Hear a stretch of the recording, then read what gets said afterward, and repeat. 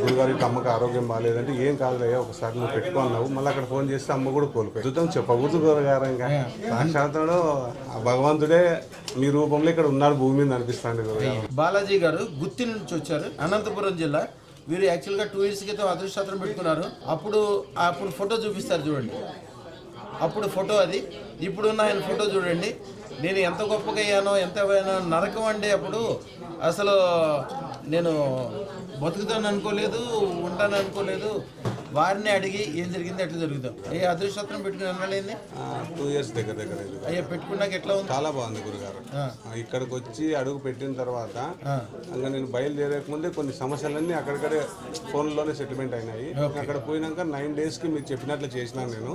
ఆ విధంగా చేసిన తర్వాత చాలా అద్భుతాలు జరిగినాయి గురుగారు. మీరు 100 చెప్తే దాదాపు 1000 జరిగినాయి అనుకోవాలా. నా తర్వాత నేను మళ్ళీ అందరినీ పిలుచుకొచ్చి ఏవిస్తాను గురుగారు. మీ తాలూకా చాలా మంది అదృష్టం ప్రతి ఫోటో పెట్టుకొని దేవుని ఇంట్లో పూజ చేసుకుంటాను. అదిగానే ఉంది గురుగారు.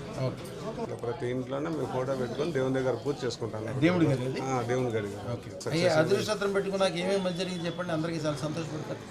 అప్పుడైతే నేను కొద్దిగా జీరోలో ఉన్నాను గురుగారు, చాలా అప్పుల్లో ఉన్నా, చాలా ఇబ్బందిగా ఉన్నా. ఆ సమస్యలు అనేది ఎందుకు ఈ బాధ అనేటట్లు అయిపోయింది, మనకి జీవితం ఎందుకురా అనేటట్లు అయిపోయింది. కానీ ఇక్కడికి ఏ టైంలో అడుగు పెట్టానో కానీ చాలా బాగుంటుంది. రాబోయే కాలం ఇంకా అద్భుతంగా ఉంటుంది. శుభం బియా శుభం.